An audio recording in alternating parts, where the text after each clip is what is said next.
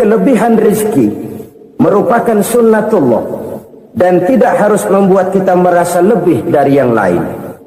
Bahkan sebaliknya, kelebihan itu harus membuat kita ringan tangan untuk menolong mereka yang memang memerlukan pertolongan. Pengadilan akhirat akan bertanya dua, hartamu kau dapat dari mana, kau belanjakan kemana. Dari mananya ditanya dan kemananya juga ditanya. Oleh karena kita akan dimintakan pertanggungan jawab, maka amanah yang bernama harta ini harus kita gunakan cucunya maupun untuk keluarganya, untuk masa kini dan masa depannya. Kadang simpanan itu berbentuk uang, kadang berupa tanah, lain saat berbentuk pabrik, dan lain sebagainya. Sementara masa depan yang paling pasti adalah akhirat. Jika untuk masa depan dunia kita rela memeras keringat, membanting tulang, pergi pagi dan pulang petang, menyimpan uang, menyimpan tanah, menyimpan pabrik, pernahkah kita merenung jika satu saat kiamat datang, kita dibangkitkan dari kubur masing-masing, berdiri di padang mahsyar untuk mempertanggungjawabkan seluruh kegiatan hidup kita di dunia ini, lalu kita akan menuju ke alam akhirat. Sudahkah kita mempunyai simpanan untuk akhirat kita? Pada pertemuan kali ini saya ingin menyampaikan sebuah hadis di mana Rasulullah sallallahu alaihi wasallam bersabda, arba'un min kanzil jannah. Simpanan sorga ada 4 macam. Yang pertama, ikhfa'us sadaqah, menyembunyikan sedekah. Saudara-saudara kaum muslimin, sebagaimana yang kita maklum bahwa Allah Subhanahu wa taala melebihkan sebagian rezeki dari kita terhadap yang lain. Ada yang kaya, ada yang setengah kaya, ada yang miskin, ada yang setengah miskin, dan selanjutnya. Ada yang gajinya kecil tapi penghasilannya gede. Ada yang penghasilannya gede tapi nggak punya gaji. Ada juga yang memang gajinya gede dan penghasilannya gede. Kelebihan rezeki merupakan sunnatullah dan tidak harus membuat kita merasa lebih dari yang lain. Bahkan sebaliknya, kelebihan itu harus membuat kita ringan tangan untuk menolong mereka yang memang memerlukan pertolongan. Kalau saudara diberikan ilmu, maka pertanyaan akhirat cuma satu, ilmumu kau amalkan untuk apa? Kalau saudara diberikan umur yang panjang, pengadilan akhirat juga bertanya satu, umurmu kau habiskan di mana? Tapi kalau saudara diberikan harta, pengadilan akhirat akan bertanya dua, hartamu kau dapat dari mana, kau belanjakan kemana? Dari mananya ditanya dan kemananya juga ditanya. Oleh karena kita akan dimintakan pertanggungan jawab, maka amanah yang bernama harta ini harus kita gunakan dengan sebaik-baiknya. Ada penggunaan yang merupakan kewajiban, itu zakat namanya. Ada penggunaan yang sewaktu-waktu, itu infak namanya. Ada yang lebih sewaktu-waktu lagi, dan itu sedekah namanya. Zakat dia terikat oleh haul dan nisab, oleh putaran batas waktu dan ukuran dari harta itu sendiri. Sedangkan infak terikat oleh situasi dan kondisi perekonomian seseorang. Sedangkan sedekah tidak terikat dengan apapun. Dalam kondisi seperti apapun kita bisa melakukan sedekah dengan yang terkecil sekalipun. Sampai-sampai Rasulullah sallallahu alaihi wasallam mengajarkan, la tahqiranna minal ma'rufi syai'an walau an talqa akhaka biwajhin talik. Atau ada hadis, tabassumuka fi wajhi akhika laka sedekah. Senyumanmu kepada temanmu adalah sedekah. Jadi untuk melakukan sedekah tidak harus dalam berbentuk uang. Dengan ilmu kita bisa sedekah, dengan tenaga kita bisa bersedekah, dengan pikiran kita bisa bersedekah, bahkan senyum kepada teman itu pun sedekah. Jadi kalau sedekah dengan uang memang belum punya uang, nyengir aja banyakin. Itu asal pada tempatnya, jangan lalu ketemu tiang listrik cengengesan. Tentu tidak pada tempatnya dan tidak wajar. Nah, sedekah yang paling dicintai Allah adalah sedekah yang disembunyikan. Artinya jauh dari sifat riya. Kan kadang-kadang ada orang sedekah itu disebutkan namanya, apa tidak bagus? Kalau memang niatnya ikhlas, ya bagus-bagus saja. Untuk memberikan sugesti kepada yang lain. Si Fulan bin Fulan nyumbang sekian, diumumkan. Boleh kalau niatnya untuk memberikan rangsangan kepada yang lain supaya dia menyumbang lebih besar dari orang tadi. Tapi kalau itu mendatangkan riya, maka sedekah yang paling dicintai Allah adalah sedekah yang disembunyikan. Tangan kiri saja tidak tahu apa yang diberikan oleh tangan kanan. Sedekah yang dilakukan dengan ikhlas akan merupakan perbendaharaan surga, tersembunyi dari pandangan orang lain, tidak seorang pun tahu. Karena memang sikap yang baik adalah melupakan kebaikan dan mengingat kesalahan. Itu salah satu ciri orang bahagia. Orang yang selalu mengingat kesalahannya dan berusaha melupakan segala kebaikannya. Kalau dia akan ada kebaikan, dia tidak bisa ikut, dia merasa rugi karena dia merasa belum pernah berbuat baik. Tapi kalau akan melakukan kesalahan baru, dia ingat kesalahan yang sudah-sudah, sehingga terhalang baginya untuk melakukan satu kesalahan baru. Demikianlah saudara-saudara, bahwa Allah melebihkan rizki sebagian kita dari yang lain, agar terjadi tolong-menolong dalam kehidupan ini. Jadi kesenjangan yang nature, kesenjangan yang alami, itu sunnatullah. Ada yang kaya, ada yang miskin, ada yang kelas menengah. Nah, kenapa lalu sekarang kita berusaha mengentaskan kemiskinan? Oleh karena adanya kesenjangan struktural. Kalau yang kaya bisa semakin kaya, kenapa yang miskin tidak bisa naik jadi ikut sedikit kaya? Sebab pada dasarnya Islam adalah agama yang sejak turunnya sudah berupaya memerangi kemiskinan. Bahkan dikatakan kemiskinan itu mendekatkan kepada kekufuran. Orang kalau miskin udah dekat banget sama kafir. Gampang menjadi kafir. Berapa banyak saudara-saudara kita yang oleh karena soal perut, oleh karena soal materi, terpaksa meninggalkan dan menanggalkan akidahnya. Menjual petunjuk yang diberikan Allah dengan kesenangan dunia yang cuma sebentar ini. Na'udzubillah, thumma na'udzubillah. Jadi makin kita sembunyikan satu sedekah, semakin banyak perbendaharaan kita di surga. Sedekah yang paling dicintai Allah adalah sedekah yang disembunyikan. Malahan ada seorang sufi, dia punya kebiasaan kalau pergi sholat Jumat, dia bawa uang, itu uang dia taruh di bawah tikar masjid. Dia niat sedekah kepada siapa saja yang nemuin itu duit. Maksudnya apa? Supaya yang nemuin nggak tahu siapa yang punya duit. Demikian dia saking ingin menyembunyikan sedekahnya. Karena sifat riya itu bisa memakan amal kita sendiri. Riya itu termasuk menyebut-nyebut kebaikan kita. Orang yang suka nepuk dada, sedikit-sedikit ngitungnya kalau nggak gua. Tuh kalau nggak gua tuh. Tuh yang belas itu, kalau nggak gua, kalau nggak gua. Iya, kalau nggak lu kenapa emang? Orang yang suka menepuk jasad, tuh biasanya memang begitu, saudara-saudara.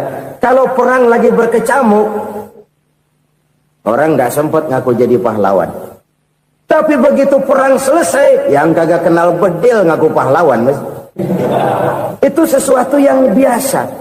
Oleh karenanya, orang-orang yang ikhlas dalam bersedekah, disembunyikannya sedekah itu, Allah cinta betul. Malahan ada hadis memberikan jaminan, inna sedaqatal mar'il muslimi tazidu fil umri wa tadfa'u mitatas su'i. Sesungguhnya sedekahnya seorang mukmin tazidu fil umri, bisa menambah umur panjang. wa tadfa'u mitata su'i, dan menyelamatkan manusia dari mati secara su'ul khatimah. Jadi siapa yang kepengen panjang umur, banyaklah sedekah. Yang bosan hidup, pelit terus. Sedekah menambah panjang umur dan menyelamatkan manusia dari mati secara su'ul khatimah. Pak, katanya umur itu nggak bisa ditambah, nggak bisa dikurangin. Kapan? Kalau ajal sudah datang. Fa idza jaa ajaluhum la yastakhiruna sa'atan wa la yastakdimun. Kalau ajal datang tidak bisa dimajukan, tidak bisa dimundurkan. Itu kalau ajal sudah datang. Tidak bisa lagi umur ditambah dikurangi, sudah datang. Tapi kalau belum datang, itu kan haknya Allah. Mau ditambah, mau dikurangi, hak prerogatif Allah. Sebagai pencipta manusia, Allah maha kuasa dan maha mampu. Sedekah ini menambah panjang umur dan menyelamatkan manusia dari mati secara su'ul khatimah. Itu orang mati kan sama ya, kondisinya mati, nggak nafas. Tapi hakikat mati kan lain-lain.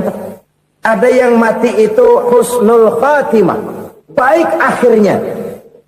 Misalnya lagi ngaji mati, lagi sholat mati, lagi sedekah mati. Ini yang dinamakan dengan husnul khatimah, baik di akhirnya.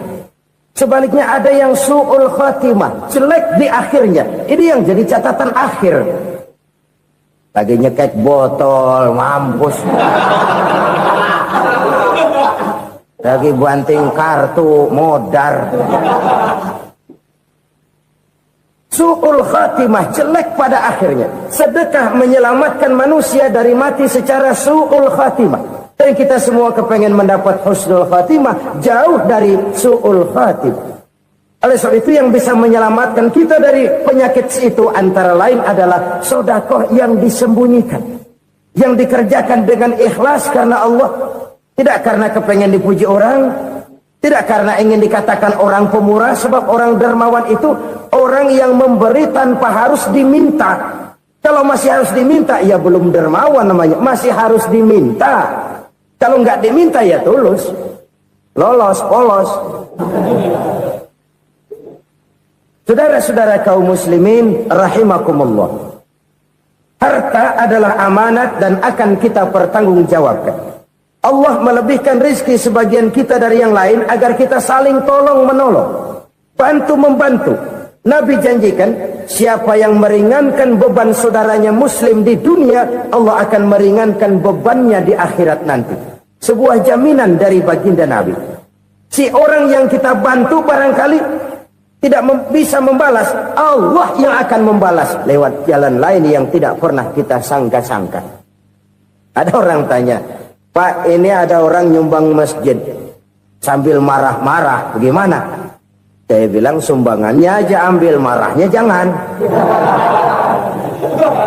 Marahnya jangan diambil, itu urusan dia.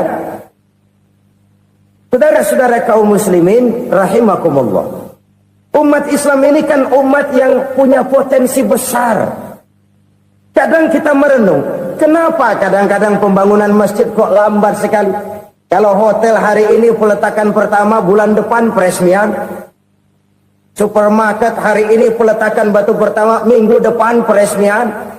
Tapi kalau sudah yang namanya masjid, kadang-kadang peletakan batu pertama sekaligus jadi batu terakhir. 3 tahun, 4 tahun, campur nebar jalak di jalanan, duit dijaring kayak ikan sepat. Apa tidak ada orang Islam yang kaya? Banyak. Apa tidak ada pengusaha muslim yang jadi konglomerat? Ada. Lalu yang belum banyak itu yang komit terhadap nilai-nilai agamanya. Akhirnya kita jatuh jadi umat yang lemah.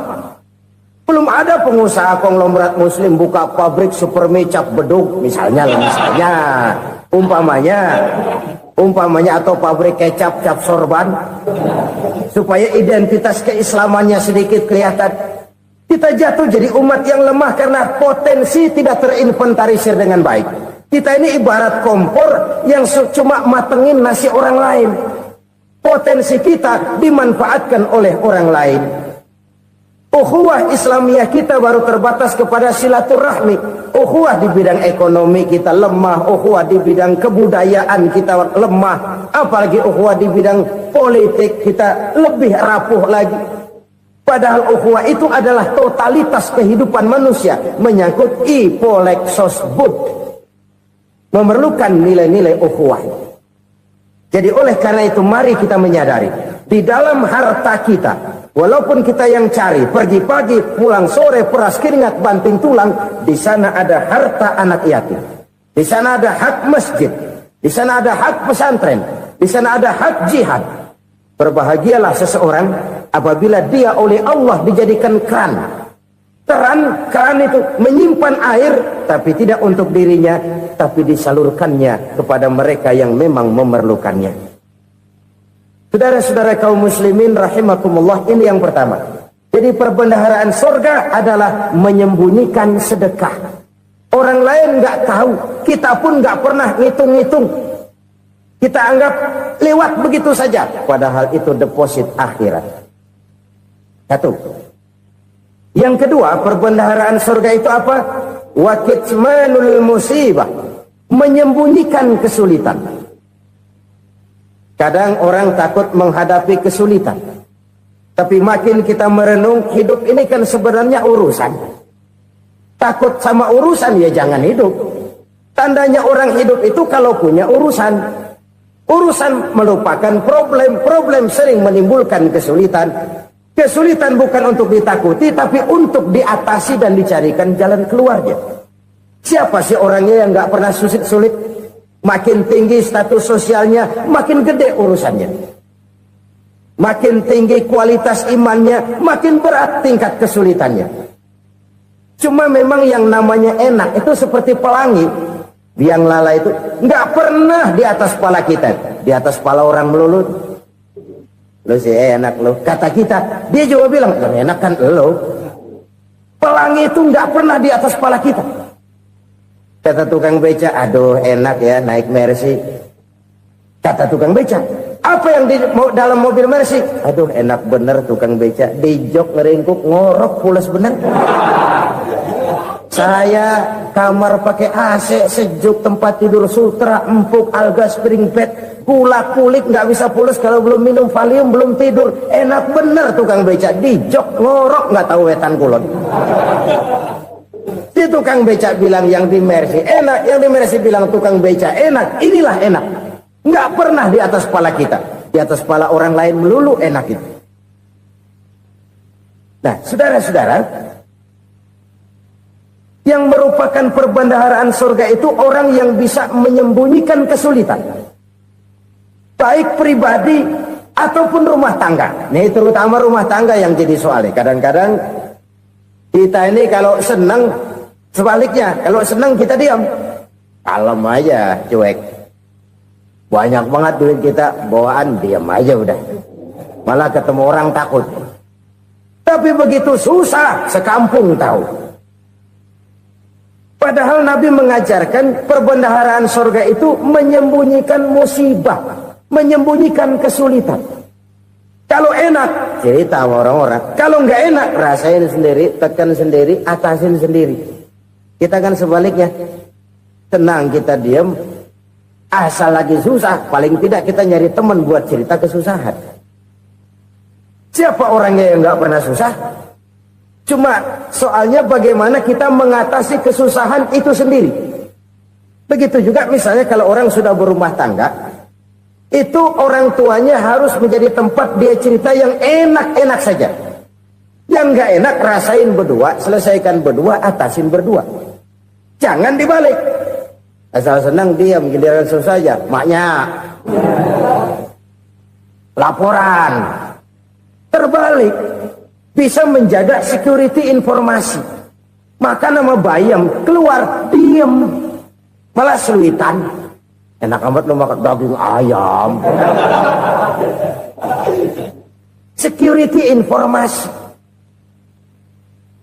Saudara-saudara kaum muslimin rahimakumullah, ujian yang terberat itu yang pernah diberikan kepada para nabi para rasul, para aulia, para ulama, makin tinggi keimanan, makin berat bentuk kesulitan. Ayo saya kemukakan satu contoh saja. Ada seorang nabi yang kaya, nabi kaya, namanya Nabi Ayub. Iblis kalau orang begini kan keki, ibadahnya rajin, kaya. Nih yang kayak begini susah digodain. Kalau ibadahnya rajin, miskin, kali bisa disogok. Sini imannya mantap, ibadahnya rajin, kaya, nabi lagi. Oh, tapi namanya iblis, nggak kurang akal. Laporan, Tuhan, kenapa Les? Ya ini bahasa saya, bahasa Qurannya sih nggak gitu. Itu hambamu yang namanya Ayub, dia rajin ibadah cuma karena dikasih kaya aja. Coba kasih miskin dia, berhenti dia sembahyang. Ah, kamu bisa aja. Saya tahu Ayub itu hambaku yang ikhlas. Saya buktiin Tuhan, silahkan. Dibuktiin lah, iblis turun ke alamin. Yang mula-mula dia lakukan, dia rusak sawah ladang Nabi Ayub.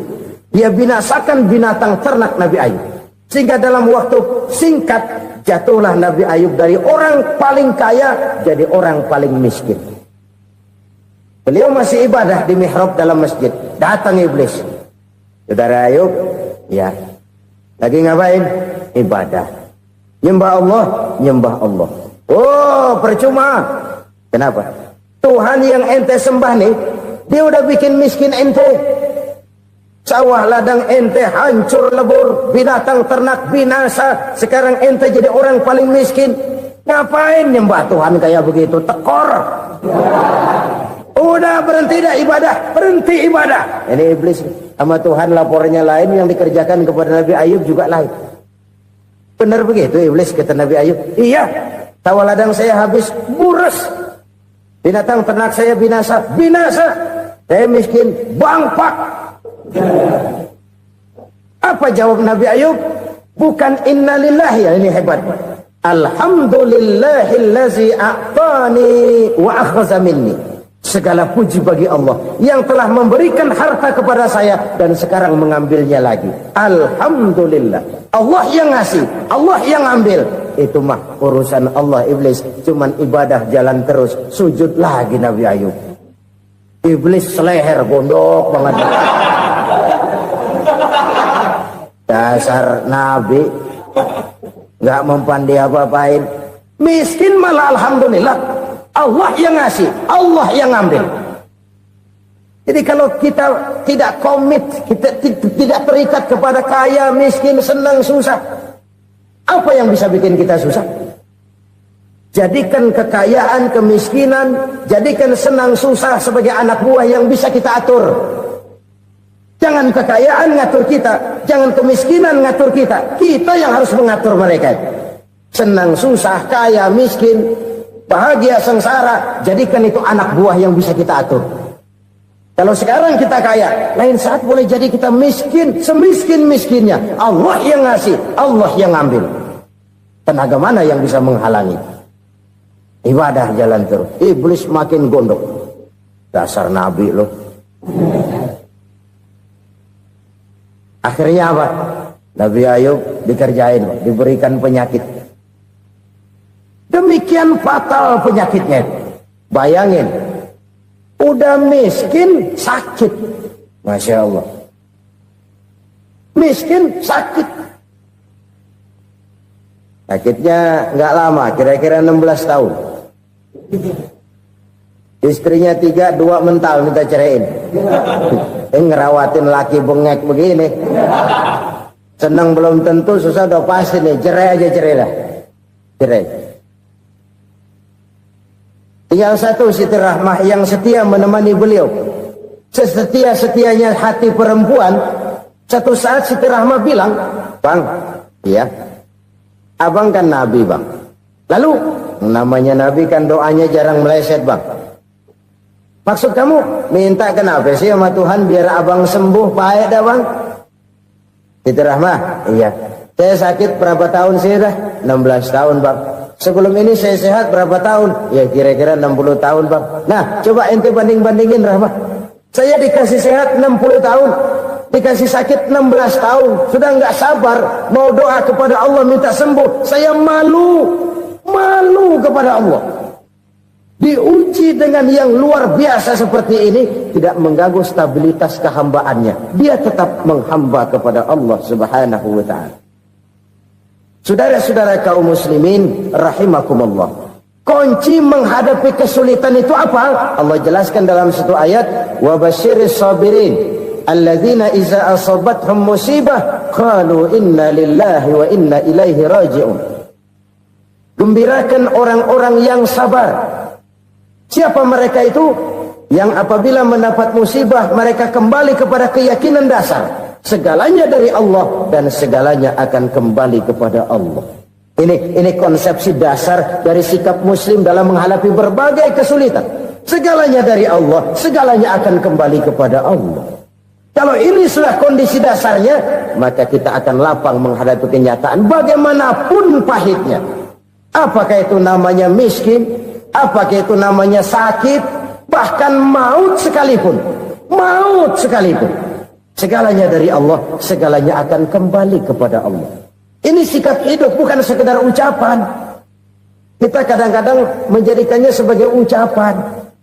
Mulutnya sih nggak berhenti, innalillahi wa inna ilaihi raji'un, tapi nangisnya terus gerung-gerungan. Bukan itu, ini kesadaran moral. Kalau segalanya dari Allah, segalanya kembali kepada Allah, kan sebenarnya cuma nunggu giliran. Hari ini saya nyembayangin dia, entah hari apa saya disembayangin orang. Hari ini saya antar dia ke kubur, entah hari apa orang nganterin saya ke kubur. Hari ini saya tahlilkan dia, entah nanti kapan orang tahlilkan saya. Segalanya dari Allah, segalanya akan kembali juga kepada Allah. Oleh sebab itu saudara-saudara, kesulitan bukan untuk ditakuti. Kesulitan justru untuk diatasi, dicarikan jalan keluarnya. Dan tidak ada orang yang tidak pernah mendapat kesulitan. Tidak ada. Semakin tinggi status sosial, semakin tinggi kualitas keimanan, semakin besar juga tingkat kesulitan. Hanya saja bagaimana cara kita mengatasinya. Dan Al-Quran menyatakan, inna ma'al usri yusra. Di balik kesulitan itu pasti ada kemudahan. Roda itu berputar. Karena itu Rasulullah sallallahu alaihi wasallam mengingatkan kepada kita, ta'arraf ila Allah fir raha ya'rifka fis syiddah. Ingatlah kepada Allah di waktu kamu senang, supaya Allah ingat kepada kamu di waktu kamu susah. Kalau waktu senang kita ingat kepada Allah, kita susah, Allah tidak akan meninggalkan kita. Tapi kalau waktu senang kita jauh dari Allah, sujud tidak sempat, dengan masjid jauh, ketika senang kita lupakan Allah. Nanti begitu kita susah, Allah lupakan kita. Dan itu menyakitkan. Oleh karena itu orang-orang tua kita dulu bilang, kalau lagi sehat ingat-ingat lu bakal sakit nanti. Kalau lagi kaya ingat-ingat satu saat kita bakal jatuh miskin. Bahkan kalau lagi muda ingat-ingat kita bakal tua. Dan yang terpenting, kalau lagi hidup ingat-ingat kita bakal mati. Saudara-saudara kaum muslimin rahimakumullah. Jadi yang kedua yang merupakan perbendaharaan surga, menyembunyikan musibah. Saudara-saudara kaum muslimin rahimakumullah. Hal ketiga yang merupakan perbendaharaan surga adalah wasilatur rahmi. Orang yang suka bersilaturahmi. Sebagaimana yang kita maklum bahwa manusia adalah makhluk yang disebut zon politika. Makhluk sosial yang tidak mungkin hidup sendiri-sendiri. Betapa dan siapapun kita memerlukan orang lain. Bodoh betul manusia kalau tinggal di tengah masyarakat tapi tidak mau bermasyarakat. Merasa hebat sendiri, pinter sendiri, gagah sendiri, kaya sendiri. Mungkin kalau mati juga ngubur sendiri. Jangankan kita di sini, di sorga saja Nabi Adam waktu sendirian bengong melulu, mondar mandir. Allah tegur dalam sepidang. Ya ini kalau bahasa saya. Iya Tuhan, sepi ini nggak ada coret-coretan pisan ini. Diciptakan Siti Hawa baru anteng Nabi Adam. Itu di sorga. Cobalah. Umpamanya saudara tinggal di Jakarta nih. Kayak bener. Apaan aja di Jakarta punya saudara dah. Jembatan Semanggi ambil. Monas, Buntel bawa pulang. Hotel-hotel ambil semua. Cuman tinggal di Jakarta sendirian. Apa enaknya? Betapa dan siapapun kita perlu orang lain. Tidak ada seorang pun yang bisa memenuhi kebutuhan hidupnya secara sendiri-sendiri. Nah, Islam telah menyelamatkan manusia dari ras diskriminasi. Mengikat manusia dengan persaudaraan yang berlandaskan kepada akidah. Karena itu dianjurkan bersilaturahmi. Bahkan Nabi menyatakan, Man arada ayyubsata lahu fi rizkihi wa yunsa'a fi atharihi falyasil rahimah. Siapa yang kepengen diluaskan rezekinya dan dipanjangkan usianya, banyaklah ia bersilaturahmi. Siapa yang kepengen dimudahkan rezekinya, hendaknya ia banyak bersilaturahmi. Kalau banyak teman, kesulitan kan paling tidak ada tempat cerita. Udah susah, sendirian kita pikirin diri, nggak ada tempat tukar pikiran. Cepet banget sama bengek. Dilawan sendiri.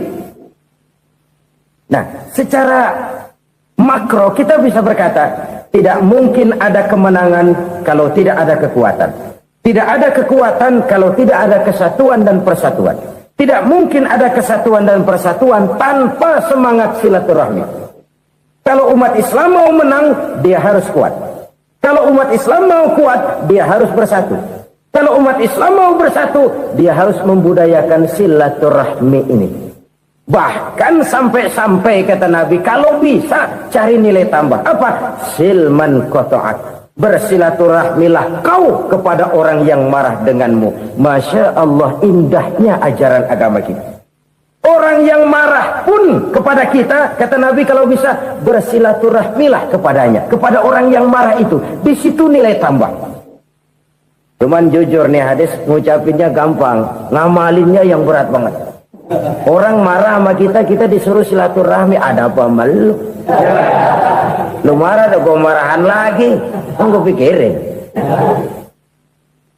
Saudara-saudara kaum muslimin rahimakumullah. Tapi ini yang diajarkan, bahkan ini yang dicontohkan oleh baginda Rasul. Bagaimana begitu mudah, misalnya satu saat Abu Jahal ini ngatur strategi bagaimana bikin Muhammad celaka. Dia gali lubang di depan tempat tidurnya. Dia tutupin daun korma. Terus dia panggil seseorang, ke sini. Kasih tahu Muhammad, pamannya sakit keras, minta ditengokin. Berangkat orang ini ke sana. Muhammad, labbaik. Pamanmu sakit keras, dia minta ditengokin. Baik, saya akan datang menjenguk beliau. Berangkatlah Nabi ke rumah Abu Jahal tanpa prasangka apapun. Abu Jahal udah pasang setil, selimut 3 rangkap setengah dia pakai, persis kayak orang meriang. Tapi sembari ngintip dari balik selimut, begitu Muhammad buka pintu, nah masuk perangkap nih. Muhammad jalan menuju tempat pembaringan. Makin lama makin dekat, makin lama makin dekat, makin dekat ke lubang yang dipasang oleh Abu Jahal itu. Dalam hati Abu Jahal, terus dah jatuh, mampus dah lo ini. Mampus lo hari ini. Apa yang terjadi? Malaikat Jibril datang. Muhammad, pamanmu cuma pura-pura sakit. Di depan tempat tidurnya ada lubang perangkap supaya kamu jatuh ke situ. Sudah, kamu pulang.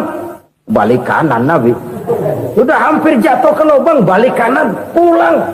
Bayangin kecewanya Abu Jahal. Muhammad dikit lagi, Muhammad dikit lagi. Enggak paman, saya pulang aja. Emosi bangun dari tempat tidur, enggak sadar kalau lagi pura-pura sakit. Lompat ngejar Nabi, dia lupa dengan lubang yang dia gali.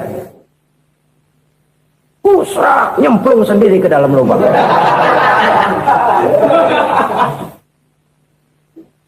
Nabi terus berlalu. Ini terjadi keanehan. Jatuh ke lubang yang dia gali itu sebenarnya nggak terlalu dalam ya, antara 3-4 meteran lah. Tolong saya jatuh ke lubang ini. Datanglah pelayan-pelayannya itu. Angkat saya dari sini. Oh, yang ngulurin tambang. 1 gulung, belum juga nyampe itu tambah. Kurang, beli lagi ke warung. Sambung, ulur lagi, enggak juga bisa sampai. Wah, ini kerjaan Muhammad ini. Tolong, siapa salah seorang kamu ke rumah Muhammad, kasih tahu encangnya kecebur. Minta ditolongin. Sampaikan kepada Rasul. Kenapa?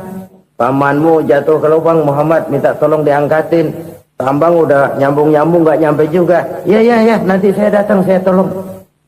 Coba. Nyata-nyata orang berniat jahat mau mencelakakan dia. Datang dia menolong. Ini yang disebut air tuba dibalas air susu ya ini. Bukan sebaliknya.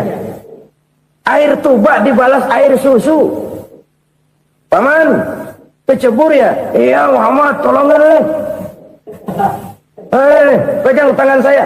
Nabi ulurkan tangannya, nyampe, dipegang oleh Abu Jahal, diangkat ke atas, sampai atas. Apa kata Abu Jahal? Sihirmu memang hebat Muhammad. Udah ditolongin dikata sihir, yang enak kita kemplang kan itu orang begitu. Urusan apa? Tapi inilah akhlak. Kalau bisa kamu bersilaturahmilah dengan orang yang marah kepadamu sekalipun. Orang marah kita tetap baik. So, kalau kita berbuat baik sama orang yang memang baik, rasanya sih biasa-biasa aja. Orang baik kita baik lagi, ya draw aja, belum ada nilai tambah di situ. Baru ada nilai tambah kalau kita bisa berbuat baik kepada orang yang nyakitin kita. Itu namanya kita setingkat di atas dia. Dia sakitin kita, kita berbuat baik sama dia. Dia pelit sama kita, kita baik sama dia. Dia marahin kita, kita deketin dia. Di situ kita punya nilai tambah. Jadi siapa yang ingin diluaskan rezekinya kata Nabi dan dipanjangkan umurnya, hendaklah ia banyak-banyak bersilaturahmi. Sederhana sebenarnya silaturahmi, tapi silaturahmi membangkitkan semangat kesatuan dan persatuan. Kesatuan dan persatuan melahirkan kekuatan. Dalam matematika 1 ditambah 1 pasti 2. Tapi di tengah masyarakat, 1 orang takut ditambah 1 orang takut, hasilnya jadi 2 orang setengah berani. Kenapa setengah berani? Karena udah berdua. Tadi pan takut sendirian. Kalau dia kumpul turu-turu takutlah jadi berani.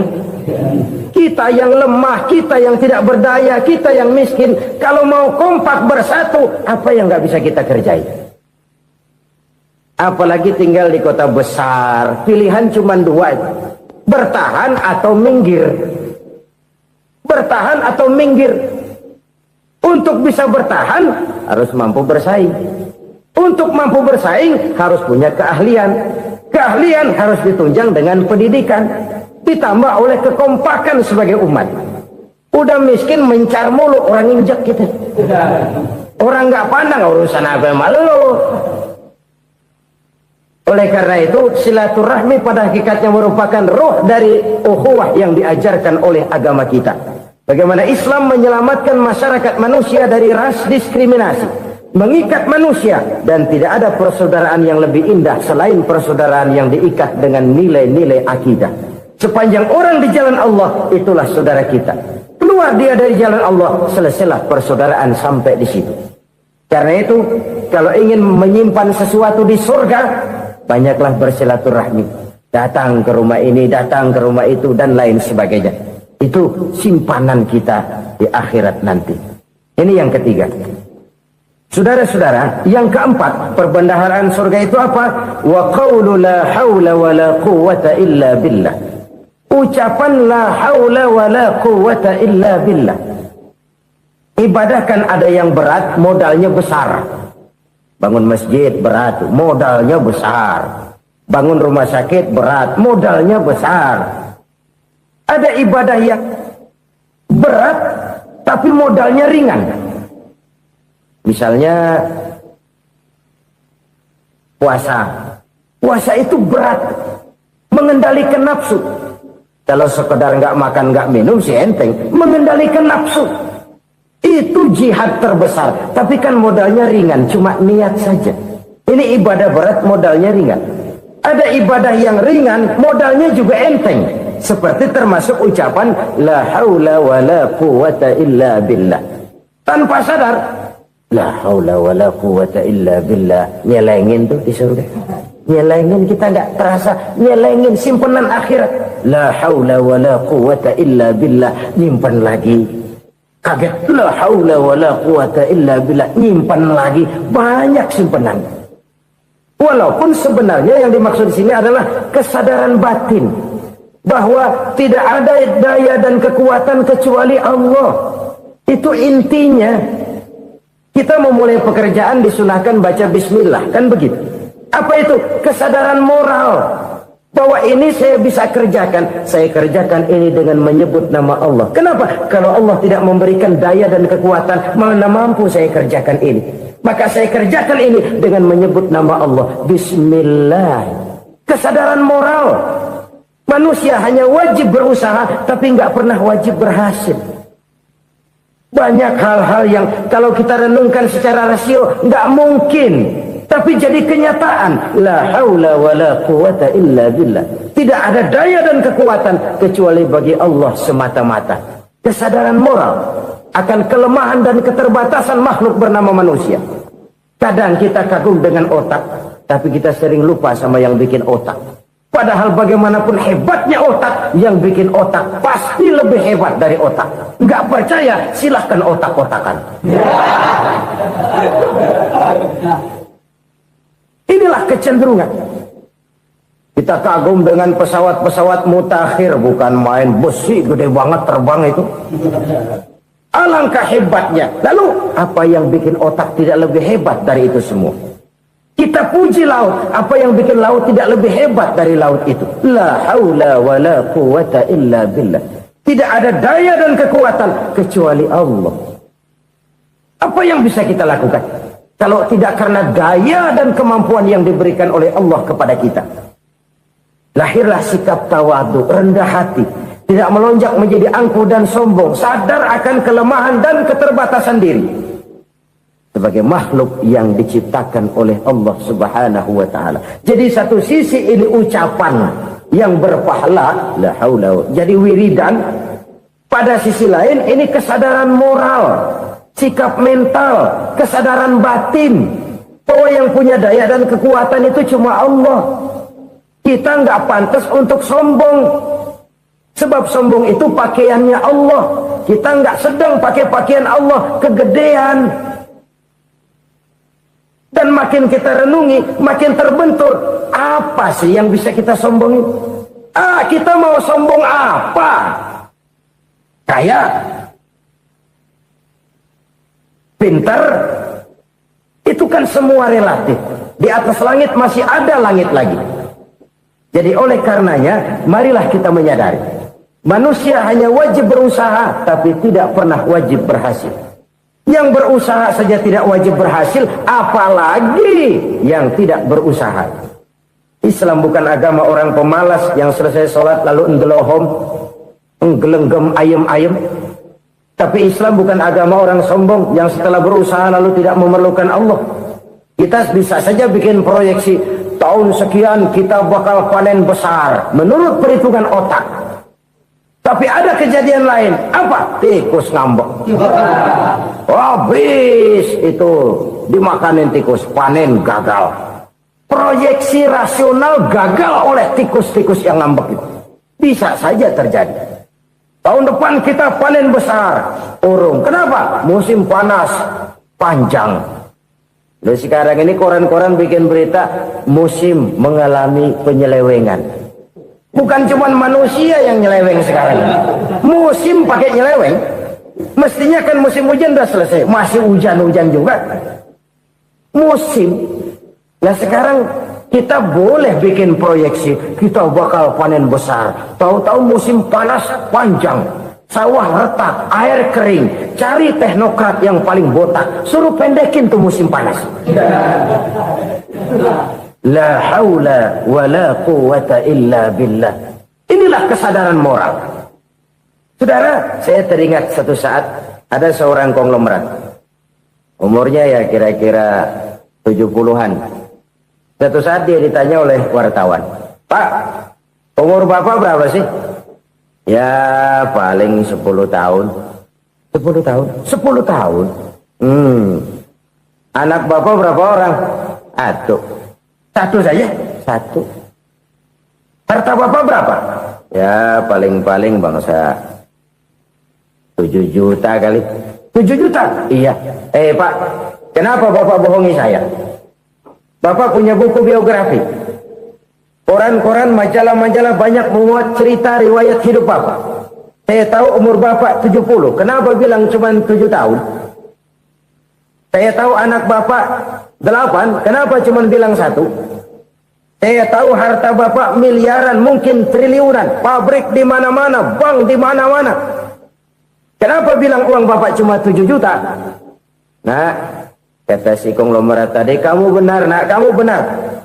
Umur saya kalau jumlahnya memang 70 nak. Cuman ingat-ingat saya, baru 7 tahun terakhir ini saya sujud. Baru 7 tahun terakhir ini saya berusaha dekat dengan Allah. Saya laksanakan perintahnya, saya jauhi larangannya. 7 tahun inilah rasanya yang ada nilainya di hadapan Allah. Yang 63 tahun matong, kelabu, kelem umur gue. Habis untuk maksiat, untuk munkarat. Maka ketika ditanya tadi, umur saya 7 tahun itu. Oh begitu Pak. Oh iya. Lalu anak Pak. Anak bapak kan 8. Kenapa bilang cuma 1? Nah, kalau jumlah hitungannya memang anak saya 8. Tapi dari 8 orang ini rasanya cuma 1 nih. Yang bakal jadi buah hati, belahan jantung. Pelanjut cerita, penerus sejarah. Bakal jadi anak soleh yang akan mendoakan saya. Cuma 1 rasanya anak saya ini yang bakal jadi buah hati saya. Besar-besaran saya. Yang akan mendoakan di kubur saya. Yang akan mendoakan di akhirat saya. Yang 7 orang mana? Masya Allah, yang atuh tenggeng. Yang atuh nyekek botol ngolo. Yang atuh nggak karu-karuan. Makanya saya bilang 1 anak saya yang akan bisa mendoakan saya. Oh begitu Pak. Iya. Nah harta Pak. Harta bapak kan triliunan. Pabrik bapak di mana-mana. Uang bapak hampir di tiap bank-bank besar. Kenapa bilang cuma 7 juta? Betul kau nak. Harta saya kalau jumlahnya memang miliaran, triliunan mungkin. Tapi yang saya ingat baru 7 juta tuh yang saya belanjakan di jalan Allah. Saya nyumbang masjid, saya santuni yatim piatu, saya bantu pembangunan pesantren, saya bantu pembangunan rumah sakit Islam. Itu yang akan saya bawa pulang ke akhirat, yang 7 juta itu. Yang triliunan itu nanti akan diperebutkan oleh anak-anak saya sebagai waris saya. Jadi harta saya 7 juta itu yang bakal nemenin saya di akhirat. Yang akan saya bawa pulang jadi teman saya. Saudara-saudara kaum muslimin, jangan-jangan orang tua itu adalah kita-kita ini. Jangan-jangan kita-kita ini adalah orang tua itu. Jangan-jangan itu potret dari diri kita masing-masing. Dari sekian umur yang diberikan Allah, berapa tahun yang ada nilainya di hadapan Allah? Dari sekian anak-anak yang merupakan amanah, berapa yang akan mendoakan kita sebagai orang tuanya menjadi anak soleh? Dari sekian banyak harta yang diberikan Allah, berapa yang akan kita bawa pulang menghadapnya nanti, yang kita belanjakan di jalan Allah? Ini sebuah potret kehidupan. Karena itu kita kembali kepada la haula wa la quwwata illa billah. Kita wajib berusaha, kita wajib berikhtiar. Selebihnya, segala daya dan kekuatan hanya milik Allah saja semata-mata. Satu kesadaran batin dari setiap pribadi muslim. Setelah ia berusaha dan berikhtiar, ia menyerahkannya kepada Allah Subhanahu wa ta'ala. Jadi, satu sisi ini merupakan wiridan ucapan yang mengandung pahala. Pada sisi lain, ini merupakan sikap batin dari seorang muslim di dalam ia menghadapi realitas kehidupan ini. Saudara-saudara kaum muslimin rahimakumullah. Kalau ini kita jadikan satu basis kehidupan, maka ini akan menyelamatkan manusia dari kemungkinan tergelincir menjadi orang yang lupa diri dan lupa darat. Sebab itu Imamul Ghazali berpesan, jadidis safinah fa innal bahra amiq wa khuziz zad fa inna safara ba'id wa khaffifil hamla fa innal hamla sadid. Perbarui selalu kapalmu karena lautan sangat dalam. Bawa bekal yang banyak karena perjalanan ini sangat jauh. Ringankan beban karena kebanyakan beban akan menyakitkan. Alangkah indah kalimat ini, alangkah dalam makna yang terkandung di sana. Perbarui selalu kapalmu karena lautan sangat dalam. Apa artinya ini? Jaga mentalmu baik-baik. Pelihara imanmu baik-baik karena hidup penuh cobaan seperti lautan. Kita kalau berlayar di lautan kan kadang-kadang tenang, angin bertiup sepoi-sepoi basah. Jika malam datang bintang gemintang bertabur menghias cakrawala, rembulan memantulkan sinarnya dengan indah. Dalam keadaan begitu berlayar enak, tapi lain saat ombak menggunung, halilintar menyambar, angin topan bertiup. Berapa banyak sudah saudara-saudara kita yang tenggelam di lautan dunia tanpa sadar bahwa dia belum sampai kepada pantai yang akan dituju. Berapa banyak sudah saudara-saudara kita yang tenggelam di lautan dunia ini tanpa sempat bangkit lagi. Dia menyangka sudah sampai kepada tujuannya. Hati-hati kapal jangan sampai bocor karena lautan sangat dalam. Iman ini jaga baik-baik karena hidup penuh dengan ujian. Wa khuzizat fa inna safar ba'id. Bawa bekal yang banyak karena perjalanan sangat jauh. Saudara mau ke Bandung, bawa duit. Saudara mau ke Surabaya, banyakkan lagi duitnya. Saudara mau ke Mekah, gepokan, iketan tuh duit, nggak lembaran lagi. Makin jauh perjalanan, makin banyak bekal yang harus kita bawa. Kalau saudara dari Jakarta mau ke Surabaya, kagak bawa duit berangkat juga, itu sih bukan berani namanya, nekat. Sampai Surabaya belum tentu, sengsara di jalan udah pasti. Kenapa? Nggak bawa bekal berangkat. Sama juga kita nih, misalnya belum sempat sembahyang, mati. Waduh, berani banget orang. Belum punya bekal, mati. Sengsara di jalan. Atau bekal tidak cukup. Dari Jakarta saudara mau ke Surabaya, bawa duit 500 perak. Paling jauh Cikampek nyampenya itu. Paling jauh itu. Antara jauhnya perjalanan dengan bekal yang saudara bawa tidak seimbang. Hidup ini perjalanan panjang. A walking tour. Dimulai dari alam arwah. Sebelum jasad diciptakan, roh diciptakan lebih dulu. Dari situ pindah ke alam rahim. Dari alam rahim pindah ke alam dunia. Dari alam dunia pindah ke alam barzah. Baru menuju akhirat. Satu perjalanan panjang. Kalau bekal tidak bawa, sengsara di jalan. Bawa bekal yang banyak karena perjalanan ini sangat jauh. Wa khaffifil hamla, ringankan beban karena beban itu cuma akan menyulitkan. Kalau bekal itu sih keperluan, tapi beban nggak kita perluin, coba ngeberat-beratin. Apa ini beban? Dosa, kecurangan, kebatilan, kesoliman, ketidakadilan, kesewenang-wenangan. Itu akan jadi beban kita di akhirat. Alangkah celakanya, perjalanan panjang, bekal tidak bawa, beban kelewat banyak, alamat sengsara di jalan. Pahala tidak ada, dosa berlipat ganda. Na'udzubillah, summa na'udzubillah. Kalau kita rangkum nasihat Al-Ghazali dengan kisah si konglomerat tadi, kita akan mengambil kesimpulan.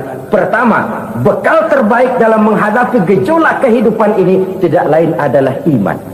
Yang kedua, pahala dan dosa. Dua hal kontroversial. Pahala adalah bekal, dosa adalah beban. Tapi kita sekarang kan tidak begitu terangsang kepada yang abstrak. Orang berlomba mencari yang konkret-konkret saja. Yang real.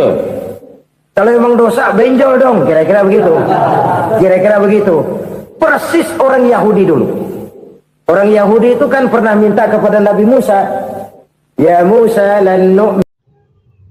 Assalamualaikum warahmatullahi wabarakatuh. Terima kasih yang sudah menonton ceramah yang ada di Jalan Berkah yang berjudul Idul Adha, bukan tentang kurban tapi tentang taat. Semoga bermanfaat. Jangan lupa like dan subscribe-nya. Dan semoga bermanfaat bagi beliau. Mungkin itu saja yang saya dapat sampaikan. Jangan lupa nonton video selanjutnya. Sampai jumpa di video selanjutnya. Wassalamualaikum warahmatullahi wabarakatuh.